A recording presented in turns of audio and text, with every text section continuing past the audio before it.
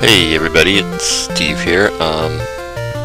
Welcome to Mario Brothers. I put this game on real quick before I go to bed. I thought I'd play for a little while. Little bile? Did I just say little a little bile? A little while. Before I go to bed. I gotta go to work tomorrow, so I probably shouldn't be doing this at all. But I gotta get my gaming fix in for the day. I'm probably gonna have some time to talk, so I guess the first thing I'll do is get the kind of game talk out of the way. I did record this once before, a long time ago, but it was back when the time limit on YouTube was like 10 minutes, so I really couldn't play for too long because I had to keep it to 10 minutes. So I figured now I might be able to show off a little bit more of the game, even though it is a repetitive game. And I say that in the kindest way possible.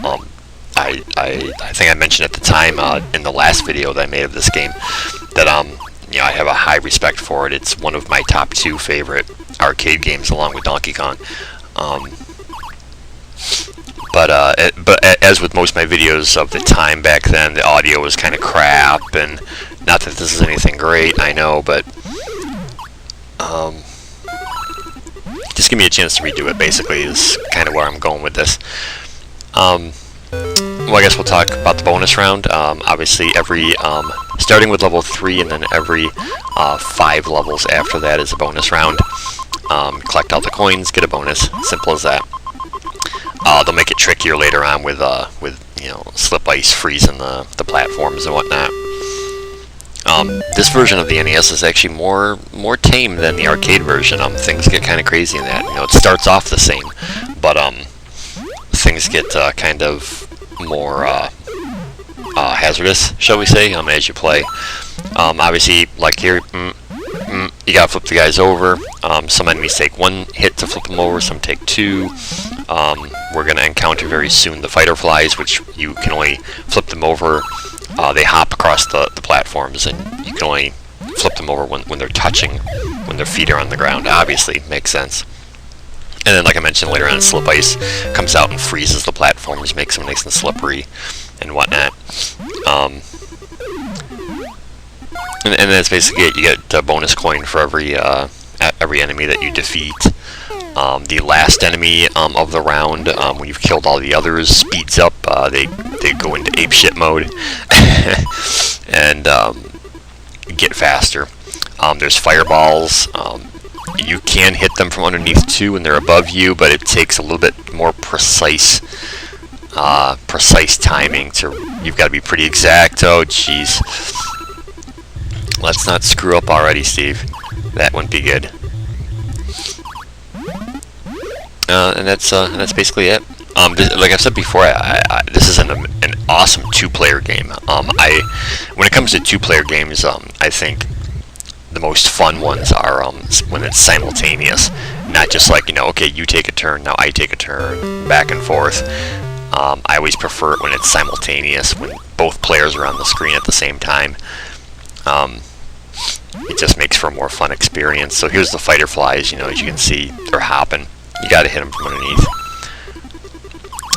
In the arcade version of the game, like I say, things get more difficult. The icicles start to hang off the ceilings of the platforms and fall down onto you. The lights go off in the bonus rounds, so you can't see. The only thing that's lit up are the coins, but you can't see the platforms. Stuff like that. Phase, that being called phases instead of levels. That goes back to Wrecking Crew 2. The levels were called phases. So if I sound, if I just kind of kick back here and play this game and I sound kind of informal, it's because it is what it is. I don't know if anything's even going to come of this. If this is going to end up being uploaded, who knows. Not planning on it. Just relaxing before bed, basically. I probably should be in bed already, to be honest, but bonus level. So here is the first time that you encounter slippery platforms. You're going to see the character responsible for those slippery platforms, starting with the next level and every level thereafter. There's no end to it. You can see my high score there, 753. That was a while ago. Is that I get a drink of water? Sorry. The first level after bonus round kind of shifts back to easy mode again. You just have to deal with some shell creepers. Actually, no, I take that back. No, there's... I thought it was just nothing but shell creepers, to be honest. Oh, I'm going to lose that coin. No, no, no. I want my coin. I want my coin. Grr.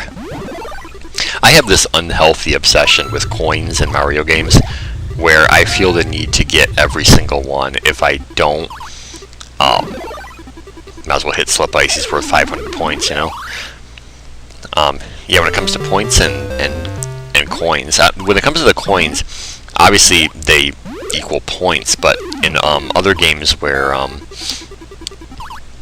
they don't, I still feel the need to collect them and to get as many as humanly possible. I don't know, it's this sad obsession of mine when it comes to Mario games. It's all about getting coins. That and power-ups that I already have.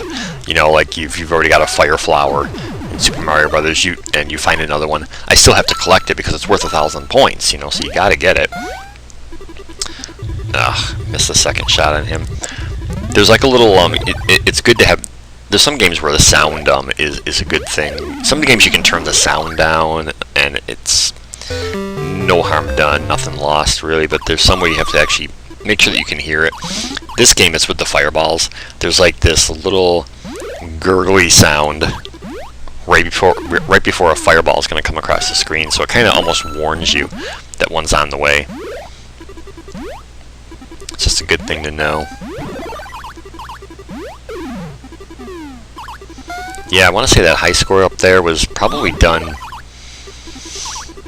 I don't know, probably a year ago. I don't know. You know, me and time, time means nothing to me. Time becomes a blur the older you get. But thank God for the Wii's the Virtual Console. The games that you get off there, as you're playing them and you return back to the menu, it saves. It's better than a save point. Like a lot of these old games don't have save points. What's good about games on the Wii are that when you leave them, it will save the exact spot where you're at. You know, it's not like it's even better than a typical save point in a regular game. And that it'll save exactly where you left off. So that means your location, score, extra lives, everything is going to remain exactly the same. Having said that, it's kind of hard to play a game that way because I think I've talked about this before, where you kind of get into the flow of a game and you get playing and you kind of almost like zone out. This is definitely a game that I zone out while I'm playing, and so to stop and then try to pick it up again at a later time, you've got to like get into that zone all over again. So while I'm appreciative of the save feature, there's times where you just want to keep playing because you don't want to lose that groove.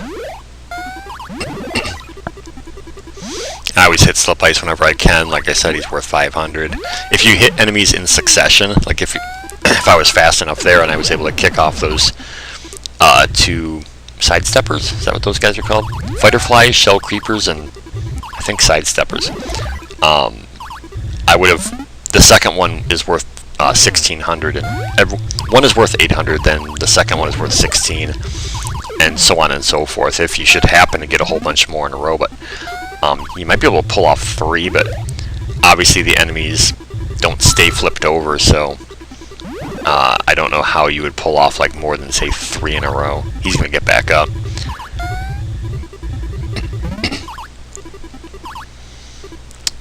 How far have I? There's 100 levels in this game, and then it just keeps repeating, recycling, whatever you want to call it.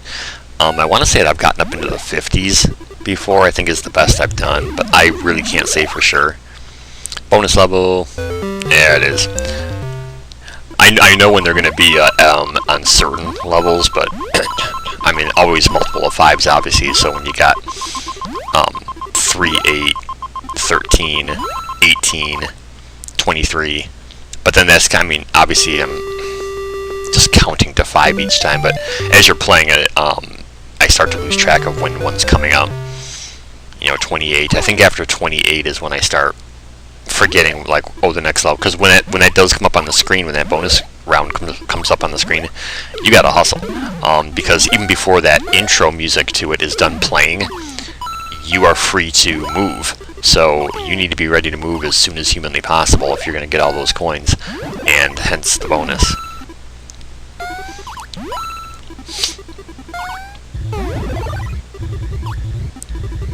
Yeah, it's the obligatory. So yeah, there's an example of being able to hit a fireball. I say it's tricky. The green ones always stay on the same level that Mario's on. The red ones kind of bounce all over the place if they're allowed to, depending on where they hit. But they can move not just in a left or right direction, or I should say horizontal direction.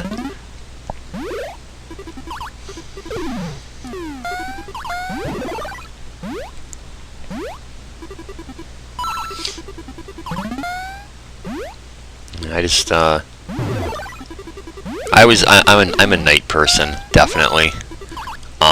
Which, with my new job, well, I keep calling it my new job, even though it's been over a year now, but that I have to get up so early in the morning for it. That's one aspect that I don't care for, because I'm the kind of person that could stay up. I mean, not all night, but 1, 2 in the morning probably it would not be uncommon for me. Between 1 and 2 maybe. But if I did that, I would get 2 hours of sleep. And that wouldn't cut it. So, and if I ever do that on my days off, then it just becomes hard to get back into, within my 3 days off, to get back into the routine of, sleeping when I'm supposed to. I have this weird thing, and it happens to me once in a while, and when it does, it continues to happen for, oh boy, for a long time. It'll happen for sometimes a month or so, probably. It's some kind of sleep disorder in which I will fall asleep for anywhere between 10 and sometimes less, but maybe 10, no more than 15 minutes, no more than that, and I'll wake up, and then I can't go back to sleep. I'm up for at least another hour after that, and it's been happening to me lately, and it's been happening for a long time, and it's that cycle that I can't break, and I don't get it. I can be exhausted, dead on my feet, and it'll happen. Fall asleep for 10 minutes and wake up. It's incredibly frustrating as you're watching the time go by, knowing that you've got to be up in a few hours. It's extremely frustrating, and I'm labeling it a sleep disorder of some kind, and I don't know what it is. But obviously I have no medical insurance or anything, so I can't look into it. But that's an issue for a whole other time. That was a little graceful for Mario. I've always liked the design of Mario in this game, especially in the arcade version. I mean, obviously the graphics are a little bit different here on the NES port. Just that short, tubby Mario, it's that's how he should look to me. I don't know. I've always liked the design of him. The blue and the red, the simple blue and red colors. Nothing else too fancy. He doesn't have the M on his hat like he does now, which I'm not, knocking that or whatever. I'm just saying things were just much simpler back in the day. That's all. Probably shouldn't be playing games too much with my my injured finger. I know I made reference to something that happened at work. That a cat. Well, it's something that happened. It's nothing. Not a secret, Steve. I mean, a cat bit me and pretty badly. Just the whole circumstances surrounding that are so frustrating. I just don't understand how people can have such lack of concern for safety of other people. If there's anything that you should respect, it's or be aware of, it's the safety of those around you. The physical well-being of people around you. And to not have that consideration is just so unthinkable to me. You know, you see it all the time. People in their cars not respecting the fact that the way that they're driving like an asshole doesn't just affect them. You know, it affects others.